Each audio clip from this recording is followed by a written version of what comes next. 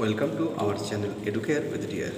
প্রিয় ডিএলএডের ছাত্রছাত্রী, 2023-25 সেশনের ডিএলএডের প্রথম বর্ষে যারা ফাইনাল পরীক্ষা দিতে চলেছ তাদের শিশু শিক্ষা অর্থাৎ চাইল্ড স্টাডিজ বিষয়ের একেবারে লাস্ট মিনিট সাজেশনপত্র নিয়ে এসেছি। এর আগে তোমাদের বাংলা বিষয়ে সাজেশনপত্র কয়েকদিন আগেই তোমাদের সামনে তুলে ধরা হয়েছে। তো আরও অন্যান্য যে বিভিন্ন বিষয়ে সাজেশনপত্র রয়েছে, তোমরা অবশ্যই সেই সাজেশনপত্র একেবারে লাস্ট মিনিট, একেবারে ভেরি ভেরি ইম্পর্টেন্ট প্রশ্ন প্রত্যেকটাই তোমাদের জন্য। তো দেখে নাও চাইল্ড স্টাডিজের কোন প্রশ্নগুলো এবছর তোমাদের আসার সম্ভাবনা প্রবল রয়েছে। তো আমরা দেখে নেব 23-25 সেশনের 23 ডিএলএড সাজেশন 2024 চাইল্ড স্টাডিজ 23-25 সেশনের 16 মার্কসের প্রথম যে প্রশ্নটা আমি দিয়েছি সেটা হচ্ছে কোহেলবার্গের নৈতিক বিকাশের স্তরগুলি আলোচনা করুন। কোহেলবার্গের নৈতিক বিকাশের স্তর ভেরি ভেরি ইম্পর্টেন্ট প্রশ্ন। 2 নম্বর প্রশ্ন হচ্ছে পেঁয়াজের বৌদ্ধিক বিকাশের স্তরগুলি কী কী?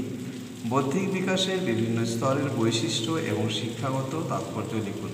পেঁয়াজের তত্ত্বটা কিন্তু খুব ভালো করে দেখে রাখতে হবে। 3 নম্বর প্রশ্ন থর্নডাইকের শিখনের সূত্রগুলি কী কী? শিখনের সূত্রগুলির শিক্ষাগত তাৎপর্য লিখুন। প্রচেষ্টা ও ভুলের তত্ত্বের বৈশিষ্ট্য লিখুন। অর্থাৎ থর্নডাইক থেকে তোমাদের এবছর কিন্তু একটা প্রশ্ন থাকবেই, সেটা 16 মার্কসের হোক বা 7 মার্কসের হোক। তাহলে থর্নডাইকের শিখনের সূত্র, থর্নডাইকের শিক্ষাগত তাৎপর্য এবং প্রচেষ্টা ভুলের তত্ত্ব খুব ভালো করে দেখে রাখতে হবে। 4 নম্বর প্রশ্ন দিয়েছি মনোযোগ কাকে বলে? মনোযোগের নির্ধারকগুলি লিখুন। 5 নম্বর ব্যক্তিত্ব বিকাশে ফ্রয়েডের তত্ত্বটি আলোচনা করুন। 6 নম্বর প্রশ্ন ভাষার উপাদানগুলি কী কী? ভাষা বিকাশের বিভিন্ন স্তরগুলি আলোচনা করুন। এবং লাস্ট প্রশ্ন শিশু থেকে পিতামাতার পৃথকীকরণের কারণগুলি লিখুন। সামাজিকীকরণের বিভিন্ন উপাদান ও প্রভাবগুলি উল্লেখ করুন। তো এই কয়েকটা প্রশ্নকে খুব ভালো করে তৈরি করো তোমাদের লং প্রশ্ন বা 16 মার্কসের জন্য।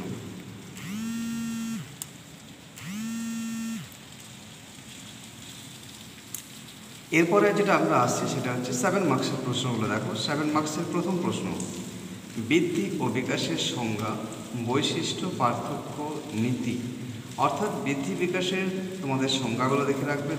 বৃদ্ধি ও বৃদ্ধি বিকাশের বৈশিষ্ট্য, বৃদ্ধি বিকাশের পার্থক্য, নীতি, প্রত্যেকটা বিষয় তোমাদের জন্য খুবই গুরুত্বপূর্ণ।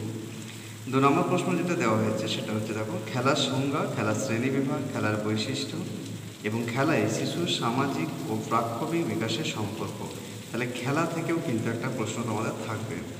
3 নম্বর নির্মিতিবাদ কাকে বলে? নির্মিতিবাদের বৈশিষ্ট্যগুলো লিখুন। 4 নম্বর প্রশ্ন প্রাচীন অনুবর্তন কাকে বলে? প্রাচীন অনুবর্তনের বৈশিষ্ট্যগুলি লিখুন। সক্রিয় অনুবর্তনের সঙ্গে প্রাচীন অনুবর্তনের সম্পর্ক লিখুন। 5 নম্বর প্রশ্ন বহুভাষাভাষী শ্রেণীকক্ষ বলতে কী বোঝায়?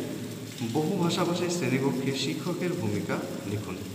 6 নম্বর শিক্ষাক্ষেত্রে গেস্টাল্ট তত্ত্বের প্রয়োগ লিখুন। 7 নম্বর প্রশ্ন স্মৃতি কাকে বলে? স্মৃতির উপাদানগুলি লিখুন, অথবা বিস্মৃতি কাকে বলে? বিস্মৃতির কারণগুলি উল্লেখ করুন। এই কয়েকটা প্রশ্ন খুব ভালো করে তোমরা দেখো। আশা করা যায় এই প্রশ্নের মধ্যে সমস্ত প্রশ্নই তোমরা কিন্তু ফাইনাল কোয়েশ্চেন পেপারে থাকবে। তো ভিডিওটি ভালো লাগলে অবশ্যই একটা লাইক করো, বন্ধুদের মধ্যে শেয়ার করো, নতুন থাকলে অবশ্যই চ্যানেলটি সাবস্ক্রাইব করে পাশে থাকা বেল আইকনটি প্রেস করবে।